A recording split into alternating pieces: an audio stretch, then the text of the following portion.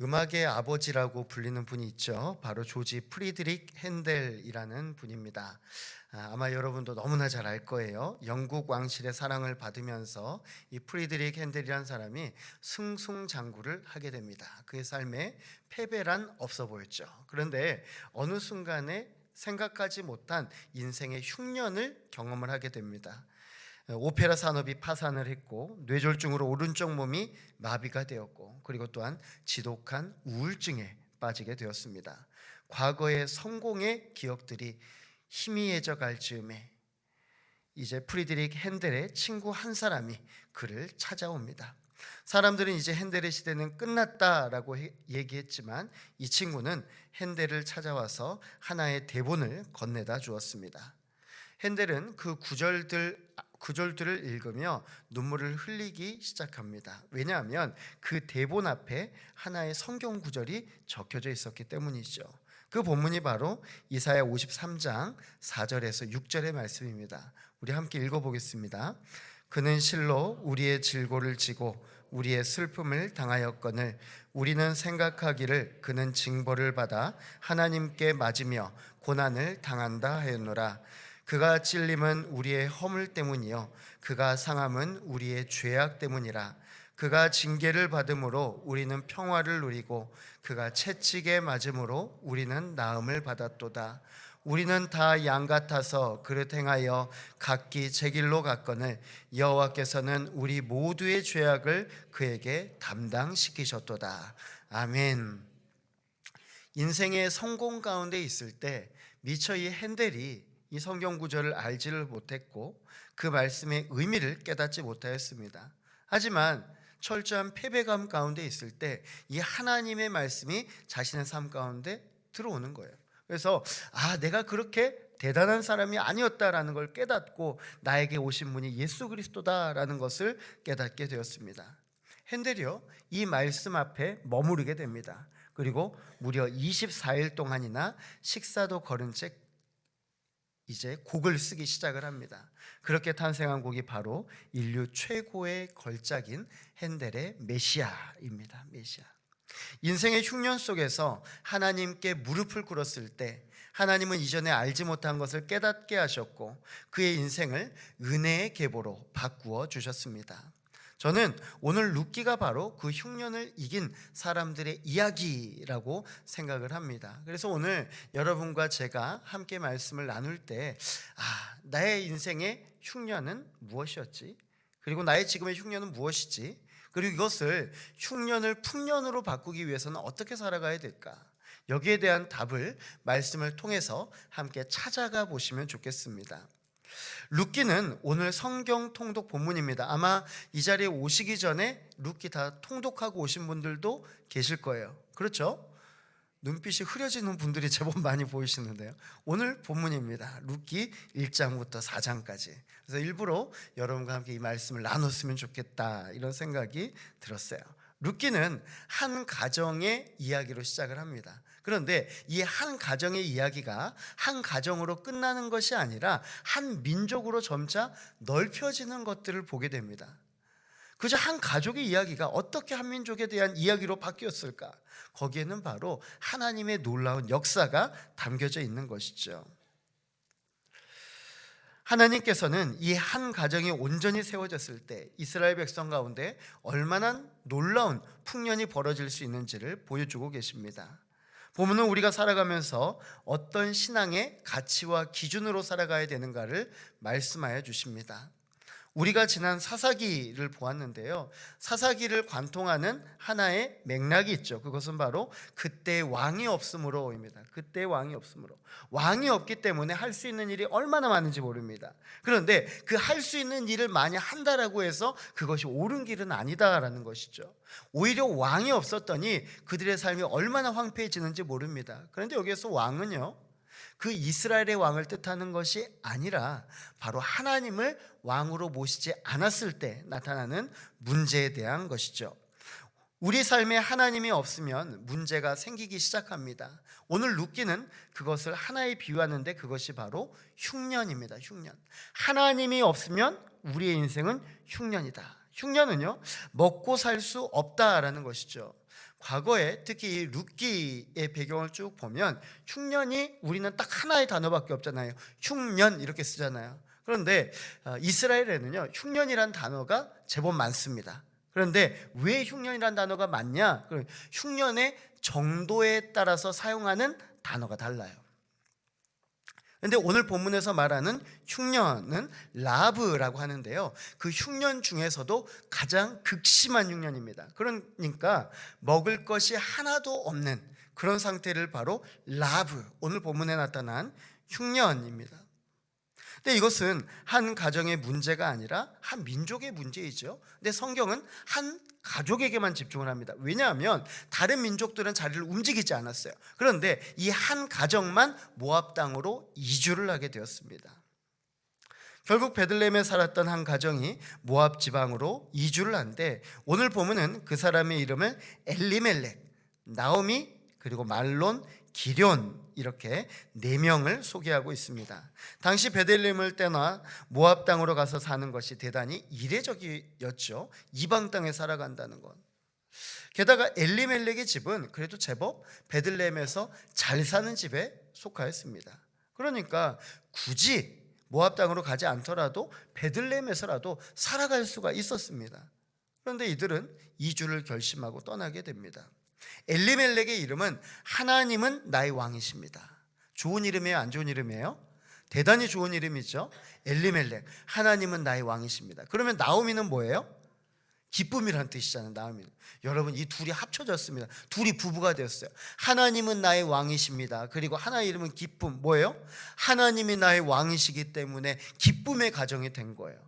얼마나 좋은 가정입니까? 그러니까 하나님께서 복을 부어주실 수밖에 없죠. 성경에서는 베들레헴에서 이 가정이 상당히 유복하게 지냈음을 보여주고 있습니다. 그런데 이들은 흉년 앞에서, 흉년이라는 단어 앞에서 이주를 결심하였던 것이죠.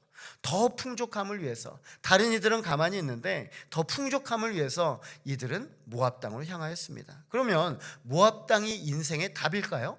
모압으로 가면 모든 것이 해결해질까요? 여러분, 우리가 모압 땅에서 이 가정이 겪었던 일들을 너무나 잘 압니다. 엘리멜렉이 죽었습니다. 그리고 10년 후에 두 아들이 결혼을 했습니다. 근데 얼마 지나지 않아서 이 두 아들도 죽습니다. 처음에 4명이서 떠났던 그 모압행이 결국에는 혼자만 남게 되었습니다.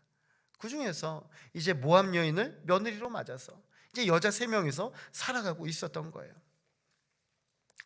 당시 시대 상황 가운데서 여자 셋이 할 수 있는 일이 뭐가 있겠습니까? 거의 없었어요.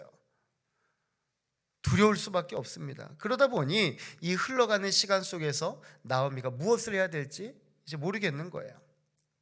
모압으로 올 때는 더 잘 살기 위해서 이 땅으로 왔는데 남편도 잃고 아들 둘을 잃어버린 지금 상황에서 더 이상 나오미는 이 자리에 머무를 필요가 없었습니다.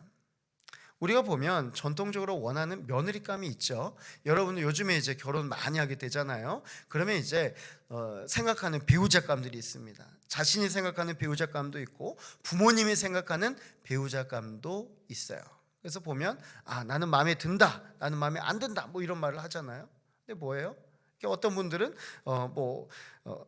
남편에게 잘하는 사람을 최우선순위로 꼽기도 하고, 시부모님에게 잘하는 사람, 그리고 또한 예쁜 자녀를 낳는 사람.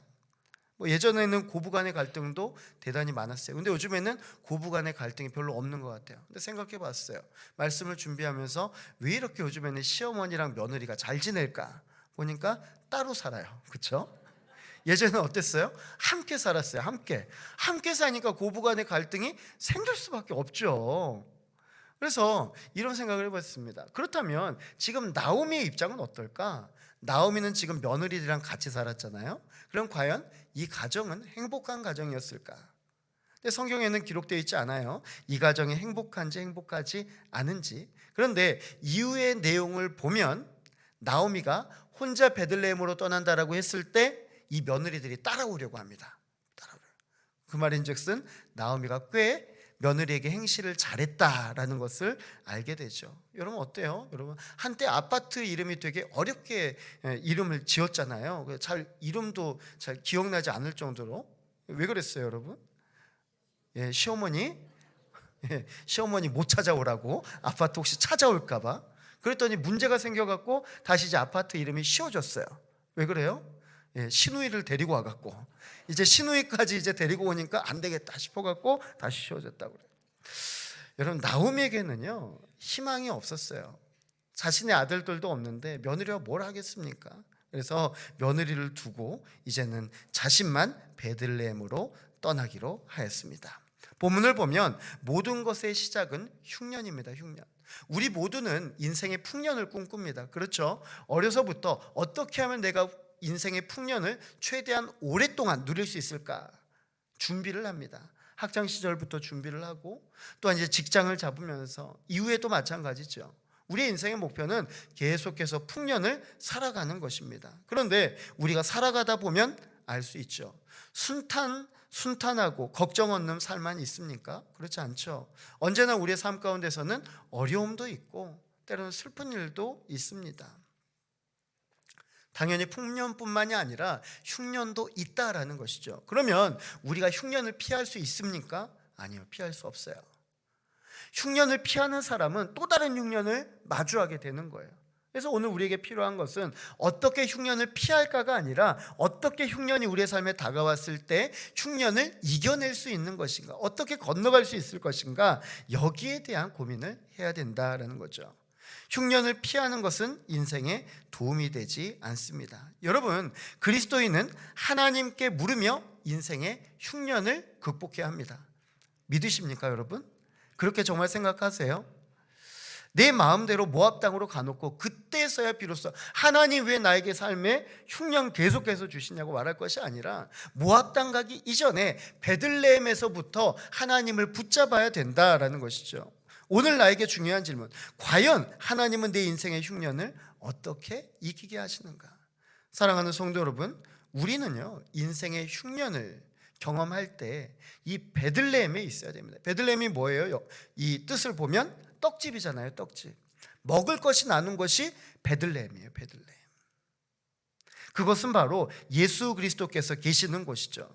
베들레헴, 떡집에서 우리는 기다려야 됩니다. 비록 그 땅이 흉년으로 보일지 모르더라도 하나님께서는 그 가운데서 우리에게 떡을 주시는 분이신 줄로 믿습니다. 그래서 다른 곳으로 가지 마시고 그 안에 있으면 우리 주님께서 따끈따끈한 떡을 여러분의 인생에 부어주실 줄로 믿습니다. 결국 나오미는 베들레헴 땅에 하나님께서 양식을 주셨다라는 소식을 듣게 돼요. 여러분, 이 나오미가요 되게 일관돼요. 행보가 일관돼요. 뭐예요? 풍년을 따라 가는 거예요. 풍년을 따라. 인생의 풍년을 따라 모압 땅으로 갔고 이제 베들레헴에서 또 풍년을 일었다고 하니까 베들레헴 땅으로 돌아가려고 하는 겁니다. 그런데 가려고 하니까 두 며느리가 부담이 돼요. 왜냐하면 당시에 이스라엘 백성들의 삶에서 가장 유의해야 될 것 중에 하나가 이방 사람들과 결혼하지 않는 것입니다. 유대인은 유대인 안에서만 결혼하는 것. 그런데 이는 이미 모압 며느리 둘이나 얻었잖아요. 왜 그래요? 모압에 살려고 했거든요. 베들레헴으로 돌아올 생각이 없었거든요. 그런데 베들레헴으로 돌아오려다 보니까 이제 이 며느리 둘이 문제가 되는 것이죠. 당시에 이방 며느리를 데리고 간다라는 것은 나오미 입장에서 상당히 수치스러운 일이었습니다. 그래서요 나오미가 고민을 합니다. 어떻게 하면 이 며느리들을 그냥 두고 혼자만 갈 수 있을까? 그래서 여러 가지 다양한 말로 이제 구슬려요. 너희가 이제 너희 삶을 찾아야 되지 않겠느냐? 너희도 새로 이제 재혼해야 되지 않겠느냐? 막 해요. 그런데 이쯤 되면 이제 며느리가 이렇게 눈치가 있어야 되는데요. 눈치가 없어요. 아니에요, 어머니, 나는 어머니랑 같이 갈까? 아니, 그러지 말아라, 제발 있어라. 그러면 아니에요, 어머니가 좋아요, 막 이러는 거예요. 그러니까 나오미가 막 속으로 미치겠는 거예요. 근데 결국에는 한 명은 떠났어요. 오르바는 자신의 집으로 돌아갔어요. 그런데 한 명, 룻은 나오미를 꼭 붙들었습니다. 성경은요, 오늘 본문에 성경은 1장에서 보면 붙쫓았더라 라고 말씀하세요. 이 붙쫓았더라가 뭐냐면요, 우리가 누군가를 쫓아간다 이야기를 하잖아요. 쫓아가면 그냥 뒤에서 막 쫓아가잖아요. 근데 붙쫓았더라는 뭐냐면 바지가랑이를 붙들고 질질질질 끌고 가는 거예요. 끌려가는 거. 우리 한번 볼까요? 룻기 1장 16절에서 17절의 말씀입니다. 시작. 룻이 이르되 내게 어머니를 떠나며 어머니를 따르지 말고 돌아가라 강권하지 마옵소서. 어머니께서 가시는 곳에 나도 가고 어머니께서 머무시는 곳에 나도 머물겠나이다. 어머니의 백성이 나의 백성이 되고 어머니의 하나님이 나의 하나님이 되시리니 어머니께서 죽으시는 곳에서 나도 죽어 거기 묻힐 것이라. 만일 내가 죽는 일 외에 어머니를 떠나면 여호와께서 내게 벌을 내리시고 더 내리시기를 원하나이다 하는지라. 아멘. 저는 개인적으로 룻기 1장에서 이 16절 17절의 말씀이 가장 마음에 와닿았어요. 결국 나오미는요, 며느리를 이기지 못합니다. 그리고 룻을 데리고 고향 땅으로 돌아가게 되죠. 나오미가 돌아왔다는 소식을 듣고 베들레헴에 있던 많은 사람들이 몰려옵니다. 와, 나오미 맞냐고, 나오미 맞냐고. 그런데 이전에 나오미가 아니에요. 이전에 나오미는 좀 부티도 났거든요. 그래서 제법 잘 사는 집이었기 때문에 그래서 여러 가지 치장도 하고 다녔거든요. 그런데 모압 땅에서 돌아온 이 나오미는 초라하기가 그지 없었어요. 이전에 가졌던 부 다 없습니다. 자신의 사랑하는 남편, 두 아들 다 없습니다. 그리고 어디에서 이 모압 여인 한 명을 데리고 왔어요. 바로 룻이었죠. 이전의 이름처럼 기쁨의 모습은 다 사라졌고 초라한 모습으로 베들레헴 땅에 돌아왔습니다. 이때 네가 나오미냐? 라고 사람들이 물었을 때 나오미가 이렇게 대답을 해요. 나를 나오미라고 하지 마십시오. 마라라고 하십시오. 마라. 내 이름은 고통입니다. 고통입니다. 풍년을 쫓아갔는데 그가 경험했던 것은 고통이었습니다. 베들레헴, 그러니까 떡집을 떠나서 살면 잘 살 줄 알았던 나오미는 가진 거 모두 다 잃어버리고 다시 베들레헴 땅으로 빈털터리로 돌아온 것입니다. 그런데요, 성경은 다시 돌아온 이 나오미와 룻에게 한 가지 희망의 메시지를 전합니다. 1장 22절의 말씀입니다. 나오미가 모압 지방에서 그의 며느리 모압 여인 룻과 함께 돌아왔다는데 그들이 보리 추수 시작할 때에 베들레헴에 이르렀더라. 아멘. 이전에는 흉년이어서 추수할 거리도 없었어요. 그런데 지금은 보리 추수할 때가 된 거예요. 그때 때 맞춰 도착하게 되는 것이죠. 사랑하는 성도 여러분, 우리가 떡집으로 돌아오면, 이 떡집 예수 그리스도에게로 돌아오면 우리의 추수가 다시 시작되는 줄로 믿습니다. 인생 가운데 우리가 흉년으로 살았다라고 하더라도 주님께로 다시 돌아오시면 우리가 다시 추수할 때까지 긴 시간이 필요한 것이 아니라 주님 앞으로 돌아오시면 바로 보리 추수가 시작되는 줄로 믿습니다. 여러분, 다른 곳을 찾아 헤매며 떡 찾아다니지 마십시오. 베들레헴이 바로 떡집이고 예수 그리스도께서 바로 생명의 떡이신 줄로 믿습니다. 이제 집에 돌아온 나오미와 룻은 무엇을 해야 될까 곰곰이 생각합니다. 성경에는요, 어느 집에 머물렀다라는 말은 나와 있지 않아요. 그런데 나오미가 이제 모압 땅으로 갈 때 아마 전 재산을 다 처리를 하고 갔을 거예요. 전 재산을 가지고. 그렇기 때문에 지금 머물러 있는 집도 그리 좋은 집은 아닐 것 같아요. 성경을 쭉 읽어보는데 아마 원룸에 살지 않았을까. 원룸에서 둘이 이렇게 딱 살고 있죠. 여러분, 옛날에 좋은 집이었는데 딱 보면서 옛날에 내가 저기 살았었는데 저 좋은 집에 살았었는데 지금은 여기 단칸방 원룸에서 살고 있어요. 얼마나 처량해요. 그런데 더 처량한 것은 먹을 것이 없어요. 지금 먹을 것이. 당시 여자 혼자만의 힘으로는 할 수 있는 일이 거의 없었죠. 특별히 모압 여자 룻은 어떻습니까? 이방인이잖아요. 이방인. 더더욱 할 일이 없었어요. 하지만 룻은 나오미를 위해서 길을 떠납니다. 어머니에게, 어머니, 제가 이삭 줍는 일이라도 할게요. 이삭 줍는 일이라는 것은 당시에 가장 천한 일 중에 하나였습니다. 여러분 생각해 보십시오. 나오미가 베들레헴에서 정말 떵떵거리면서 살아가던 사람이었는데, 그런데 자신이 이삭 줍고 있다라고 생각해 보세요. 말도 못하는 거예요. 그런데 자신의 며느리가 가서 이삭 줍고 오겠대요. 얼마나 자존심이 상하는 일이에요. 하지만 그마저도 안 하면 살 수 없었습니다. 그래서 모압 여자 룻이 길을 떠나요. 모압 여자인 룻은 어딜 가나 튀는 사람이었습니다. 베들레헴이 그렇게 큰 마을이 아니잖아요. 그렇기 때문에 많은 사람들이 모압 여인 룻이 뭘 하는지 봤을 거예요. 근데 가서 이삭 줍고 있는 겁니다. 아마 옆을 보면서 수군댔을 것입니다. 하지만 룻은 아랑곳하지 않고 이 얘기를 다 들으면서도 조용히 떨어진 이삭을 줍기 시작하였습니다. 떨어진 이삭 주어봤자 얼마나 줍겠습니까? 근데 이 모습이 보아스의 눈에 띄었습니다. 보아스도 이미 룻에 대해서 들은 터라서 이제 룻을 환대해 주었습니다. 근데 오늘 본문을 보면 재미있는 구절이 하나가 있습니다. 우리 2장 3절 말씀을 함께 봅니다. 시작. 룻이 가서 베는 자를 따라 밭에서 이삭을 줍는데 우연히 엘리멜렉의 친족 보아스에 속한 밭에 이르렀더라. 아멘. 당시 이곳저곳에서 추수가 이루어지고 있는데 그 가운데서 우연히 룻이 향한 곳이 보아스의 집으로 들어간 거예요. 그래서 그 땅에서 추수를 하는 걸 이삭을 줍고 있었던 겁니다. 성경은요 우연을 강조합니다. 우연을 강조해요. 여러분 얼마나 대단한 우연이에요. 그런데 김회건 교수님은요 이 부분에 대해서 우연이라고 말하지 않습니다. 뭐라고 표현을 하냐면 신적인 우발성이라는 표현을 이야기를 합니다. 신적인 우발성, 좀 어렵죠. 근데 이 표현을 조금 쉽게 하면 하나님께서 의도를 가지시고 우연을 가장하여서 만나게 하셨다라는 겁니다. 그러니까 서로는 알지 못해요. 서로는. 그렇지만 하나님께서 두 사람을 이어주신 거예요. 하나님께서는 이미 룻과 보아스의 만남을 의도하시고 그곳 가운데서 시간을 정하시고 만나게 하셨다라는 겁니다. 여러분 룻은 원래요 부잣집 며느리였어요. 부잣집 며느리. 베들레헴에서 모압 땅으로 온 부잣집 며느리. 시집을 갔을 때 많은 사람들이 축하해 줬을 거예요. 와 좋겠다. 이스라엘의 베들레헴 땅에서 그래도 제법 잘 사는 분의 며느리로 갔으니까 얼마나 좋을까. 근데 얼마 지나지 않아서 남편도 잃고 재산도 잃고 시어머니만 모시고 살아가야 되는데 얼마나 처량해요 사람들이 봤을 때. 그런데 자신이 내려놓아야 될 것 베들레헴으로 가니까 훨씬 더 많아요. 이방인들이 얼마나 이방인들 향해서 배타적인지 몰라요 이 이스라엘이. 하지만 룻은 마치 처음부터 이삭 줍는 여자였던 것처럼 자신을 다 낮추고 이삭을 줍기를 시작합니다. 베들레헴의 풍년을 따라 베들레헴으로 돌아왔지만 사실 따지고 보면요 풍년이 그들의 풍년이지 나오미의 풍년 아니잖아요. 룻의 풍년 아니잖아요. 그렇지 않아요 여러분? 내 소유가 아닌데 그들이 풍년이지 왜 나랑 무슨 상관이 있습니까?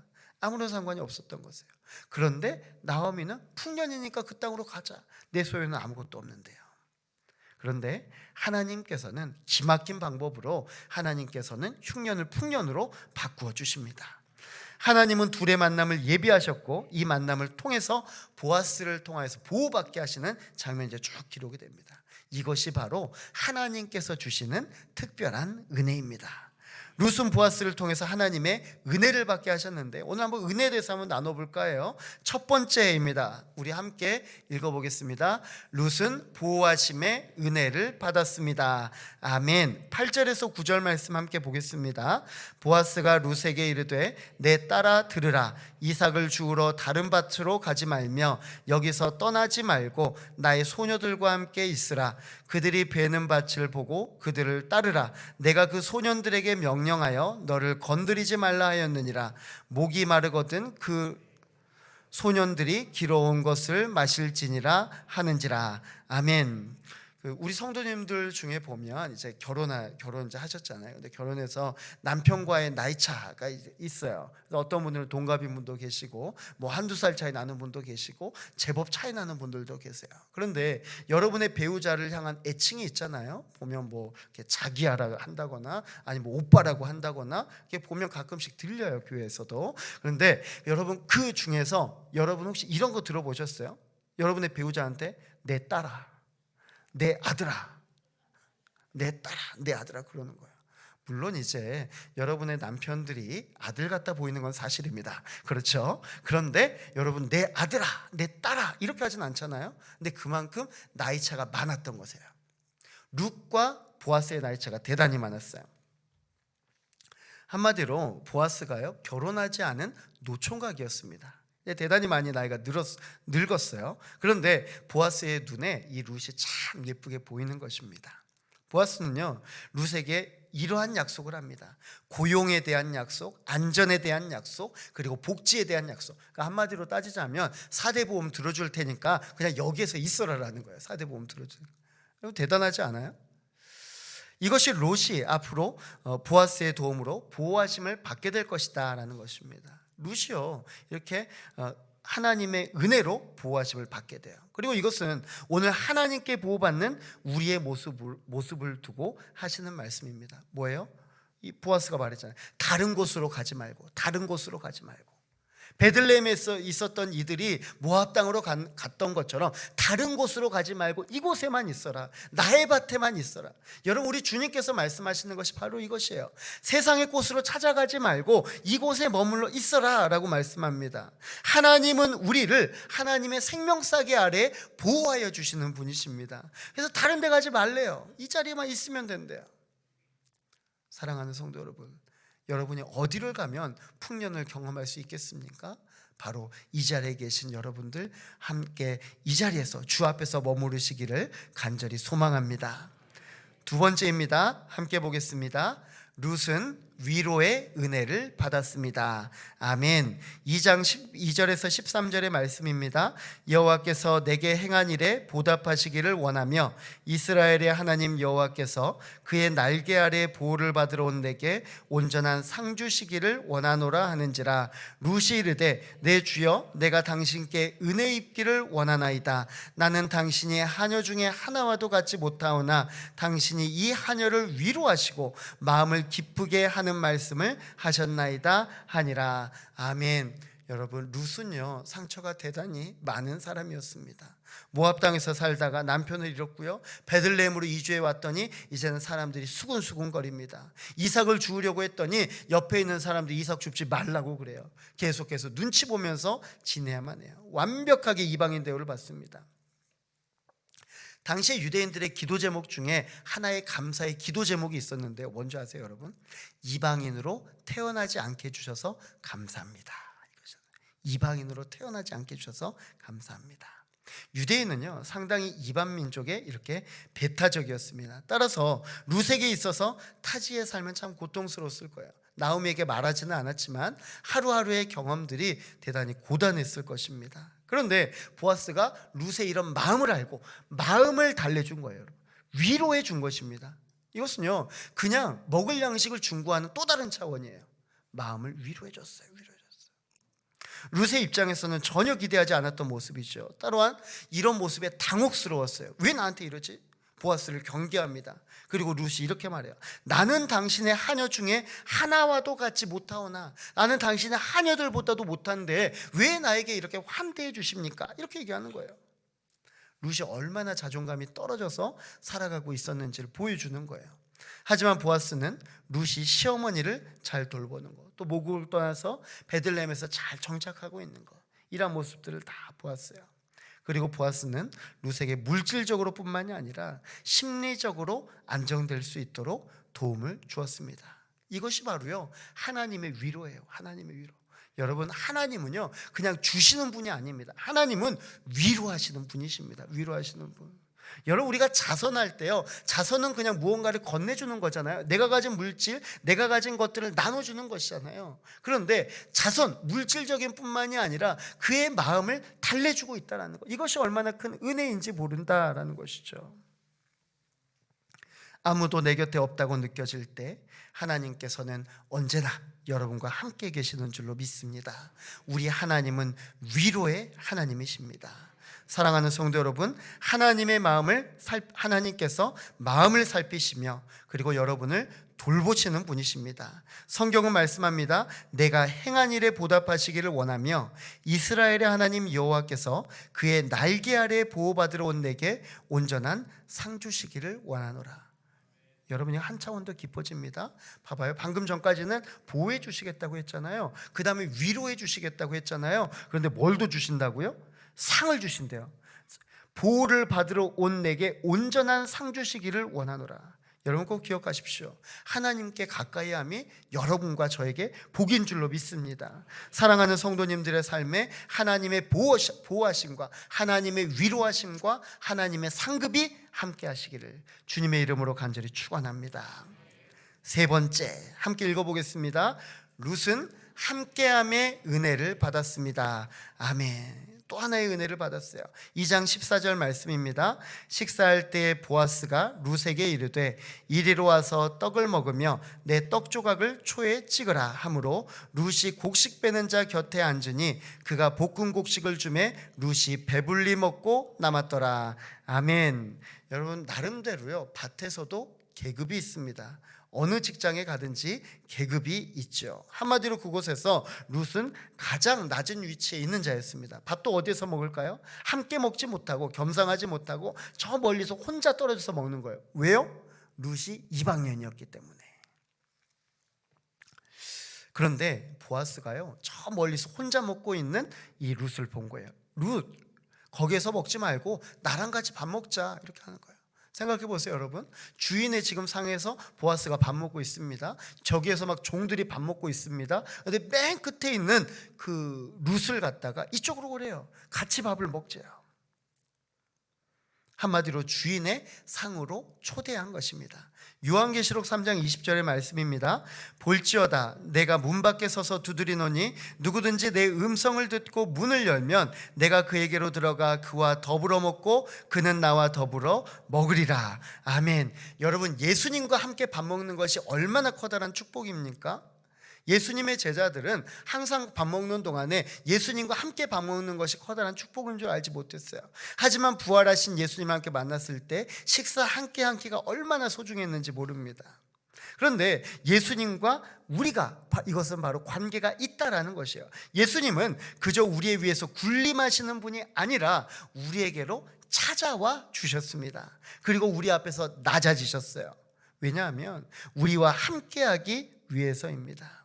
예수님께서는 우리와 더불어 사시기를 원하시고 우리와 더불어 식사하시기를 원하시는 분입니다. 그래서 예수님은 우리 보고 친구라고 하셨어요. 친구. 여러분, 친구 아무나 됩니까? 여러분, 어렸을 때는 같은 학교 다니면 친구인 줄 알아요. 그렇죠? 그런데 처음에는 친구인지 그냥 동창인지 똑같은 말로 혼용이 돼요. 근데 나중에 우리가 성장하면 알잖아요. 동창이 친구는 아니에요. 그렇죠? 나중에 보면 친구가 점점 나뉘어지는 것 같아요. 그리고 나에게 맞는 사람들이 생겨요. 근데 친구는 어떻게 해야 돼요? 서로에게 맞춰줘야 되는 것이죠. 요한복음 15장 15절의 말씀입니다. 이제부터는 너희를 종이라 하지 아니하리니 종은 주인이 하는 것을 알지 못함이라. 너희를 친구라 하였노니 내가 내 아버지께 들은 것을 다 너희에게 알게 하였음이라. 아멘. 사랑하는 성도 여러분, 여러분은 예수님의 친구인 줄로 믿으시기 바랍니다. 예수님께서 여러분을 초청하셨습니다. 그리고 함께 먹자라고 하셨습니다. 여러분, 그것이 바로 오늘 우리의 위치인 것이죠. 저 낮은 자리에 있을 때 우리 주님께서 우리를 건져 올려 주셔서 우리와 함께 식사 자리를 초대하여 주시고 함께 더불어 먹게 하셨다는 것. 예수님과 함께하면 좋은 일이 일어납니다. 오늘 룻을 보면요, 먹고 싶은 만큼 다 먹었는데 남았다라고 말해요. 배불리 먹고 남았다. 이 사건은 우리가 오병이어의 기적 생각나게 하죠. 현재 베들레헴 다른 이들은 풍년을 경험하고 있지만 룻과 나오미는 여전히 흉년 가운데 있었습니다. 그런데 이제 바뀌는 거예요. 그들의 풍년이 나의 풍년이 되는 거예요. 나의 풍년이. 보아스의 상에 있을 때 룻도 배불리 먹고 이제 남게 되었습니다. 룻은요, 다시 이삭을 주우러 갑니다. 그런데 뒤에서 이제 보아스가 사람들을 불러 모읍니다. 그리고 지시를 내려요. 2장 15절에서 16절의 말씀입니다. 룻이 이삭을 주우러 일어날 때 보아스가 자기 소년들에게 명령하여 이르되 그에게 곡식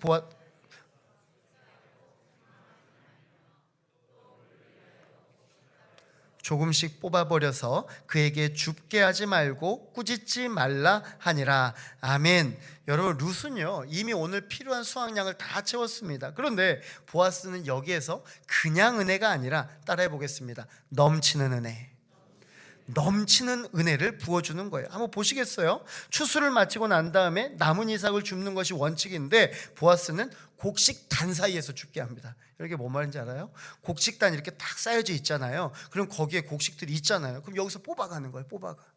이런 게 어디 있습니까? 근데 두래요. 거기에서 뽑아가게 하래요. 뿐만이 아니에요. 곡식 다발에서 조금씩 뽑아서 룻 앞에 두라. 뽑아갖고 룻 앞에 막 두래요. 막 이게 대놓고 룻에게 은혜를 베푸는 것이잖아요. 하나님께서는요, 필요한 것을 때에 따라 후히 주시겠다라고 말씀하셨습니다. 룻이 베들레헴에 돌아왔을 때, 그리고 보아스를 만났을 때, 그리고 비로소 그 떡집의 능력을 경험하게 되었던 거예요. 룻에게도 비로소 흉년이 끝나고 풍년이 찾아온 것입니다. 여러분, 우리의 삶도 마찬가지입니다. 나의 풍년을 찾아서 내가 풍년을 쫓아서 나아가잖아요. 근데 그 결실이 잘 안 이루어져요. 내가 살궁리 아무리 해도 잘 사라지지가 않을 때가 많습니다. 그런데 하나님께서 우리의 삶에 살궁리를 하게 되면요, 주님께서는 우리에게 풍년을 주시는 줄로 믿습니다. 따라서 오늘 우리는 주님 앞에 있어야 되는 것, 하나님은 부족한 것을 후히 주시고 필요한 것을 때를 따라 공급해 주시는 분이신 줄로 믿으시기 바랍니다. 이제 집으로 돌아옵니다. 룻이 돌아와서 소식을 쭉 듣습니다. 나오미가요, 이 모든 것을 하나님의 은혜입니다 라고 고백해요. 나오미가 묻습니다. 어디서 일했느냐? 룻이 대답해요. 보아스의 집입니다. 2장 20절의 말씀입니다. 나오미가 자기 며느리에게 이르되 그가 여호와로부터 복받기를 원하노라. 그가 살아있는 자와 죽은 자에게 은혜 베풀기를 그치지 아니하도다 하고, 나오미가 또 그에게 이르되 그 사람은 우리와 가까우니 우리 기업을 물을 자 중에 하나이니라 하니라. 아멘. 룻은요, 보아스를 단순히 은혜 베푸는 자로 생각을 했습니다. 그런데 오늘 나오미는 보아스를 기업 물을 자로 생각을 합니다. 결국 보아스는요, 이제 룻을 나중에 배우자로 받아들이게 되죠. 이것은요, 단순한 신데렐라 스토리가 아닙니다. 하나님께서는 한 사람이 흉년에서 풍년으로 돌아오는 과정, 그리고 하나님께서 한 사람을 통하여서 어떻게 이 과정을 통하여서 자신의 영광을 드러내시고 은혜를 베풀어 주시는지를 보여주고 있습니다. 여러분, 오늘 본문을 보면 1장에서는 흉년으로 시작을 했습니다. 근데 4장에 보면 뭐로 끝나요? 풍년으로 끝나요. 풍년으로. 1장의 흉년으로 시작할 때 나오미는 자신을 마라라고 했습니다. 고통이라고 했습니다. 그의 삶이 너무나 고통스러웠어요. 그런데 본문 2장에 들어서면 고통 속에서 은혜를 체험을 합니다. 예상치 않았던 보아스의 만남, 이것은 사실 하나님께서 미리 예비해 놓으신 만남이었습니다.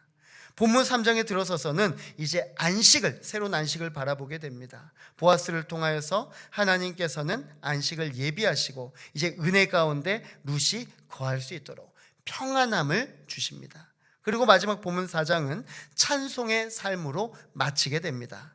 이 찬송은 룻과 보아스의 결혼식에 있었던 사건입니다. 사랑하는 성도 여러분, 우리의 인생은 참 복잡합니다. 복합적이에요.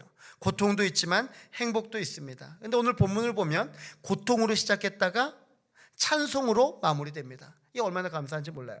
찬송으로 시작했다가 고통으로 끝나면 얼마나 힘들어요. 그렇죠? 그런데 신앙생활은 언제나 마찬가지예요. 우리의 인생이 지금 어떻든지 간에 마지막에는 찬송으로 마무리되는 줄로 믿으시기 바랍니다.